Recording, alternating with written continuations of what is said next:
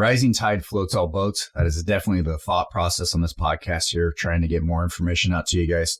2024. I'm not going to lie, it's going to be a whole lot easier for me to write 2024 on my checks and on my dates and everything else than I am going to write 2023. I don't know why, but 23 was felt weird. I wrote 1/1/24 the other day and it just flowed right off the pen. Didn't even have to think about it. So apparently I'm just made for 24. I hope you guys are too, because that's where we're going to be going to, and that's the direction. A lot of fun stuff last week. You know, if you guys listened to the podcast last week, I was true to my word. I sat in my sweats the whole week. I didn't do anything. We went out to the desert. I just hung out and drank and just did nothing, shut the brain off. And about day 3 into being out in the desert, all of a sudden, all these ideas and creativity came just as I was hoping and I thought it would.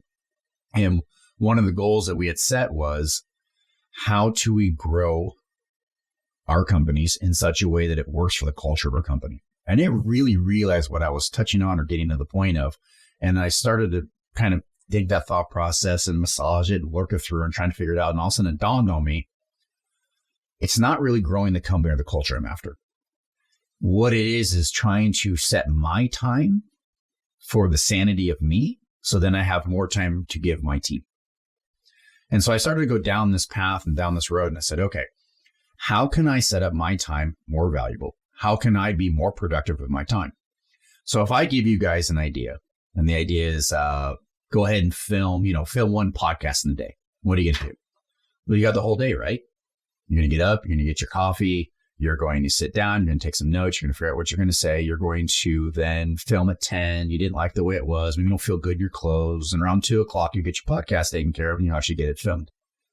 But if I gave you a block calendar schedule and you had at 9 a.m. to 10 a.m., this is what you're going to do for the podcast. What are you going to do? You are going to be prepared. You are going to get that objective done inside of that 1 hour, because that's the only time that you had allotted. If you said from 9 to 10, and at 10 a.m., it's done. You're done. I'm moving on. Today for this podcast that we're filming right now, it's from 11 to 11:30. That's the only amount of time I've given for this, because we have so much going on in this new year. So with that blockchain, I want to tell you what I did for the first day coming back. 8 to 9 was our production meeting and our kickoff meeting. And from 9 to 10 was our sales meeting. And what I did in 8 o'clock meeting is I got all the sales team together. I got our project managers together, and I got our head production manager. And we all sat in the room and we said, okay, let's talk about our wins for 2023. And we talked about how much money we got out the back door. We had a banner year. Normally we do 5 to 5.5 million. We did 6.3 million out the back door. So we had a great year, new peaks. And then we said, okay, what did we do wrong? And I let every single person in each one of these chairs sit down and talk about what they thought was one of our ailments or one of our weaknesses that they could help with. He said, I don't understand what's urgent, what's normal, and what can be pushed out for the jobs. So every single job I think is urgent, which is not true. So we had to sit there and talk to our production manager about how can we give those answers. So we came up with actually 4 things. And the 4 things were soon as possible, a firm drop dead, firm committed date, or night work. And those are the 4 things that we're going to peg on for each one of those projects that go. So as soon as possible means as soon as we can get the sign up, there's no real firm due date, go ahead and get it on the schedule. So that's the one that could shift around the most, basically. That's the one we really like, the soon as possible. Firm drop dead. They're opening March 5th. We can install that sign anytime before March 1st. So a firm drop dead. A firm committed date. We have to be there on February 5th, 10 a.m. That's it. That's the only time that they're expecting us. So by giving us this new little drop down of what's really needed for each one of our projects that goes through our shop, now the production manager can figure out how the order needs to be versus the horse race that we were giving him this whole time. So you just had, 9 projects all squeezing down. We kept having glutton or problems inside the shop as we had bottlenecks and other problems that we had. Now with this new schedule, we are hoping that's going to be a nice single file line to go through. So that's one thing that came up. And the other thing that came up was they had a complaint on the Square Coil side. On the software side was, when you go into a project, why isn't the due date right at the very, very top so we can see it? Great idea. We already sent that over to our programmers, so we're going to program next week. So as we went through each one, we found better ways to work with one another. For my question to you guys is, who's listening, when's the last time you sat your team down and had a vent session had a brainstorming session, had a session where everybody could actually speak their mind where they weren't going to get chastised.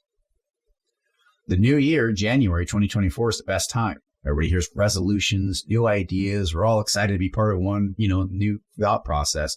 But in all honesty, we really don't change, do we? But as a team, we can change. As a team, we can evolve. That's simple. 1% better every single day. That's easy to do. But as a team, we need to be able to get together and vent. So for 2024, I took advantage of the calendar. I took advantage of the resolutions that everybody had in their head. And we sat down and we started talking. Project managers wanted more control. Sales guys want to talk to only the project managers and not to the whole shop. Project managers didn't want the salespeople inside the shop. So we set some clean roles up. Says sales guys go through project management. Project manager goes to the production manager. Production manager goes to the shop. And it goes back and forth. So the sales guys should only be talking to project managers. Project managers can talk to sales on one side and the production manager on the other side, not both ways. And so through that, we now have kind of not really a chain of command, but a good flow through and a pass through back and forth of the information so no one gets lost. For you guys listening, how many times has your salesperson made a promise that they did not tell the rest of your production team? Yeah, you remember those days. They sucked, didn't they? You got blindsided. The client was upset. Nobody was happy. And at the end of the day, it was because they just didn't communicate. So throughout all this, we're trying to figure out how our communication can be better to make it more seamless. Clients are happier. Clients give us more referrals. We grow. We get bigger. I mean, those are easy. Those are easy things. Now let's get into the 9 a.m. meeting. We had the 9 a.m. sales meeting.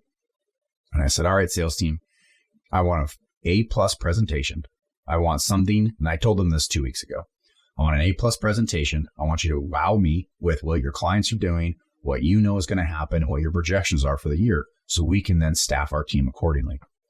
Each salesperson came in, they had a written presentation, they handed it out to the class, so to speak, and each person gave a great glowing percentage. Now, everybody thinks that there's a recession. Everybody kind of pulled back on the thrusters of what their objects were, and they hit it. And they told us basically a nice level of where they know they can hit. Now, as an owner, it's to get your job is to get them out of the comfort zone. So I had everybody add about 10 or 15% to the numbers to say, this is where you really need to fall. And you see everybody kind of squirm. You see everybody go, oh, what's next? What are we going to be doing? But as the owner, as a CEO, that's my job to push the team. That's my job to say, what else can you do? Now, I don't say, go get 15% more than what you think and then walk away. That's a shitty CEO right there. My job is to now give them the tools to be successful. So I asked them, for every customer that you have, you have 4 new friends, right? You have the designer, you have the architect, you have the landlord, and then you have customer, you have another one. There's a 5th one I'm forgetting right now. I apologize for that. But they're all the new friends that you're going to make inside of that. You guys remember the handshake game when we were little kids? You shake 2 hands and that person shakes 2 hands. By the 3rd handshake, the whole classroom had to have their handshake, right? It's the same thing in sales. Every single time you have a project, you have 4 new friends to make on top of the customer. So as I'm explaining to them, they're like, oh, I could have talked to this designer, could have talked to this person. You could see their creative juices start to flow, and they're starting to get an idea of how many more opportunities they have at their fingertips that they didn't know 5 minutes ago. My job is to bring all the information to them. And so that's what we're going to be doing. Production meeting done, sales meeting done. Everyone kind of has a good goal. We got everybody back together. The army of one is now at a minimum. We got everybody back on one page for synergy. You know, that was all done by block calendar. That's all it was. That was one of my new things that I wanted to do this year, was do block calendar. And we did 8 to 9, 9 to 10. I'm here from 11 to 11:30. I'm actually giving blood today from 12:30 to 1:30. 1:30 to 2:30, I have a meeting for the new building. And then at 3 o'clock is kind of my free time. This is the first time I actually get to sit down and do what I want to do. But I accomplished so much doing the block calendar. If you haven't done a block calendar, please, please, please, I'm literally begging you, try it for 3 weeks. Go find it. There's graphs and paperwork all over the internet. Just type in block calendar, click on images or templates. It's right there in Google, and you can download it and away you go. But if you block your calendar out and know that you only have this amount of time in the day to get it done, you're going to find yourself really pushing to that next level because you only have that finite amount of time.